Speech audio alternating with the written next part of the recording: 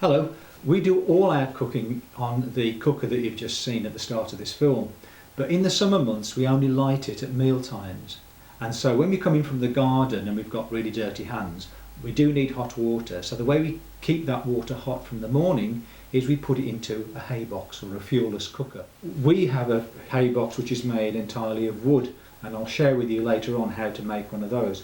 At the moment, because of the prospect of power outages in the winter, I'll show you how to make a very quick kind of hay box fuelless cooker that you can use to keep water hot, drinks hot or food hot over a period of 4 or 5 hours, especially if you know you're going to be having power outages.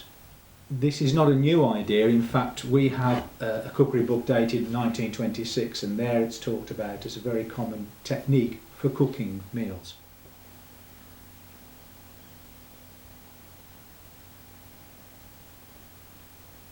So what you're going to need is 2 cardboard boxes, one that nests inside the other with quite a clearance, because that's where we're going to be putting the insulation.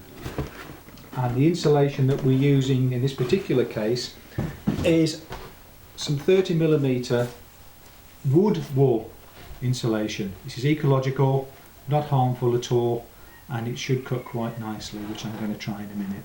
Cut 2 pieces of cardboard. This is quite thick stuff, and this is going to make the lid, so it's going to be a sandwich with the insulation in between.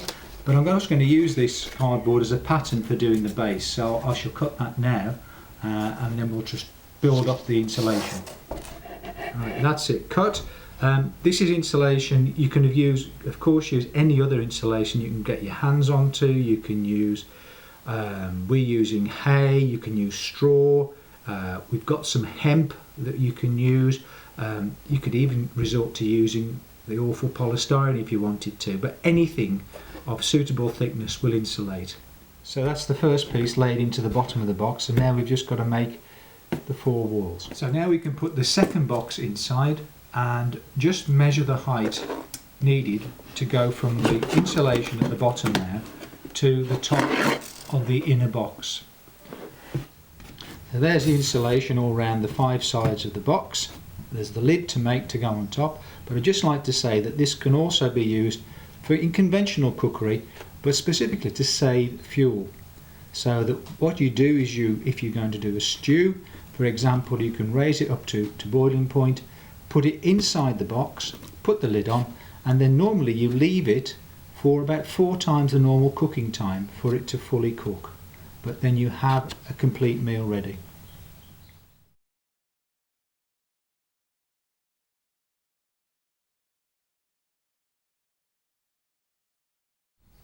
And for the lid, it's just going to be a sandwich like that, and I'm going to seal it all together. I'm just going to use masking tape and seal the edges, but of course you can use the ubiquitous duct tape if you want. Basically, I'm just going to go around the edges first of all and trap it all in, and then I'll seal it all with the masking tape. So there it is with the pan of hot water put in there. I'm packing around here pieces of cardboard. You could put in there, for example, tea towels to aid the insulation, or you could do some jacket potatoes, anything to keep the heat in, and then we'll close everything up afterwards. So there we are, ready to go either into your car or keep it in the house cooking your dinner, or if you're expecting a power outage, at least you're prepared for such an event. And all its cost at the moment is next to nothing for the tape. The cartons were free, and we paid the equivalent of $3.50 for the insulation, and we still have some left over. Thanks for watching, and bon appetit! But what we'll be doing in the next film at the very end is we'll take both models on a test drive down to the beach for a nice hot picnic.